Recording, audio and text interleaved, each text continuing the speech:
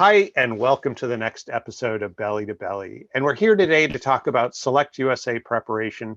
And we're really getting down to the short strokes. We're about 45 days away. We're here with good friend Faris Alami from International Strategic Management. And it's great to have you here, Faris. Thank you so much, Bill, for making the time and having me be here with you today. Oh, our pleasure entirely. So it'd be really great. And really the goal of these is to help the companies coming get a sense of the various resources that will be at and available for them at SelectUSA.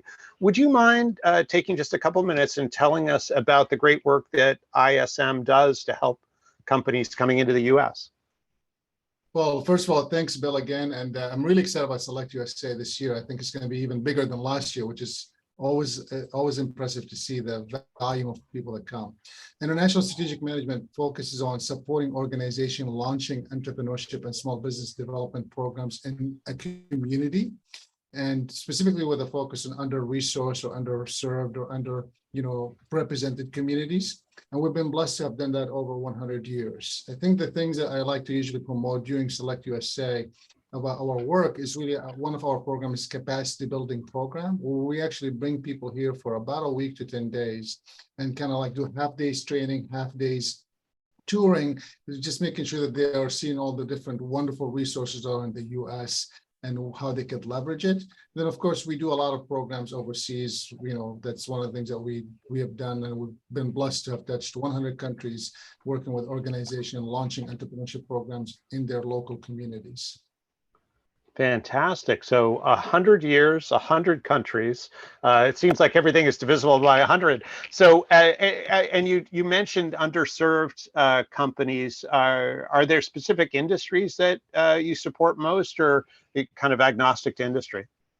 We've touched 86, I think, industries so far that we've counted. So I also tell people from healthcare, breast cancer machines, all the way to coffee shop in your neighborhood, and everything else in between. I'm very lucky to have had. Well, that is super diverse. that is super diverse from an industry standpoint. Fantastic. So there's really great programs. So why is it that you participate in SelectUSA? What is it about the event that's particularly important for you? Well, so by the way, a quick note, I might have said 100 years. It's 20 years. It's 100 countries. Oh, 20 years. Okay. Got it. I've been doing it for about 30 years, but 20 years with ISM. I was going to say, you look younger than 100, so yeah. I might feel like 100. No, for sure not.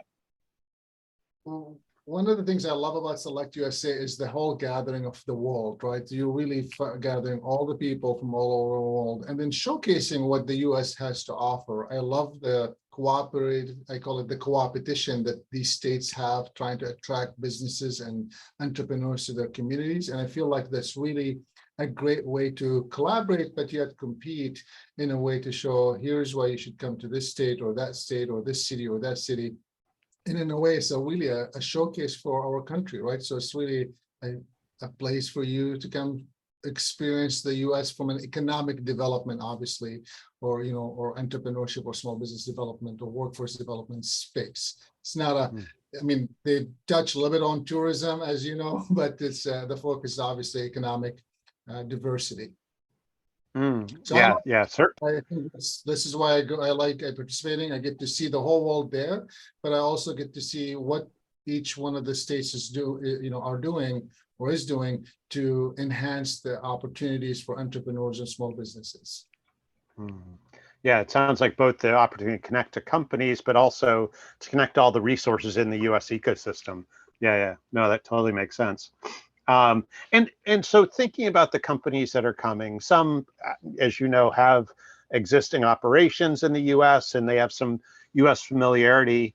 And then others, this is their first trip, not only to SelectUSA, but their first trip to the US. Are there some suggestions you have for companies coming to help them get the most out of the experience of both, leveraging SelectUSA, but even their trip to the US? Yeah, thank you. What a great question, Bill. And I think this is something that you do a great job, obviously, making sure that people are prepped for work, or coming to these events for. I think it's from my perspective, having watched also some of them attend, my experience has been they might have the content that is needed to attend the program, but they're missing the culture and the prep and the post work that is needed. So it's good to come, and show up. Of course, that's the most important. As you know, lots of work needs to be done before the event, meaning researching the people, researching the organization, researching who you want to talk to, researching the individuals themselves, and then potentially reaching out to them and say, hey, I see you're going to be participating. Would love to have maybe a quick Zoom call or a quick call before we attend. And maybe we could have also, why don't we schedule right now, right away, 30 minutes while we're there to talk. And by the way, I'm extending my stay for another week. I'd love to come see you after it if you're going to be back at your office. I think these 3 steps could potentially just right away move your touch from just touching them during that conference and walking away to, having it a little bit more, I call it with legs, relationship with legs. I actually, as you know, published a book about the power of 7. It's about touching the people 7 different ways. And that could be one of it, right? You're touching them before they show up. You're touching them during the conference. You're touching them during the conference. And you're touching them after the conference. Not physical touches, I mean the business touches. So that could be an opportunity. The second thing I see that a lot of times, especially companies are coming from overseas missing, unfortunately, they're called the culture, right? So they come with the content, they're ready to pitch, they're ready to do whatever that is, but they're really missing the culture of the whole entrepreneurship or small business ecosystem that has been evolving in the country.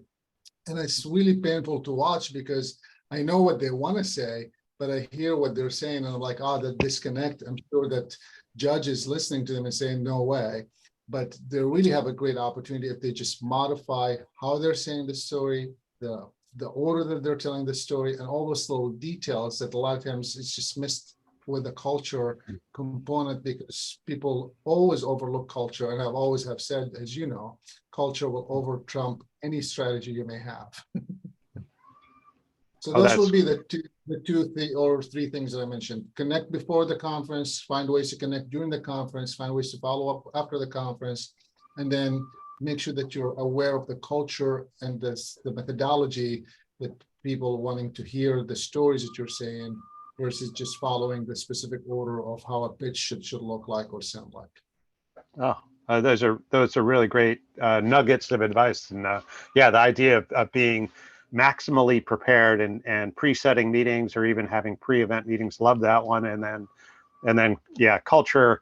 I kind of think, as you were talking to, it's know your audience, right? So always speak the language of your audience. I run afoul quite often when I travel in that I don't speak any other languages beside English. And I try to order food, and my only mechanism, of course, I show my ignorance immediately, is I speak louder, which I think, for some reason, I think if I speak my language louder, somehow they understand. But really, really bad idea.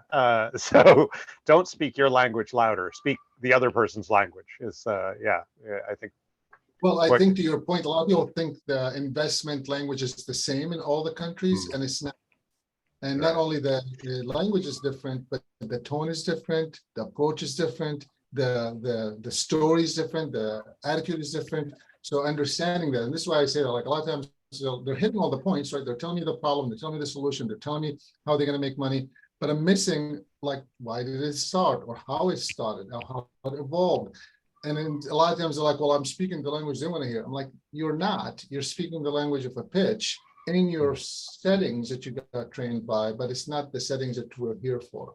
So, as an example, I'm using that as an example. Or, when I go to this different states, sometimes, the states themselves make a misrepresentation because, like, we do tax incentives, but we don't even know if they're a startup or an existing business. So tax incentives means nothing for a startup because they have no money, first of all, to even do it, versus someone who may be running for 100 years and they are looking for those things.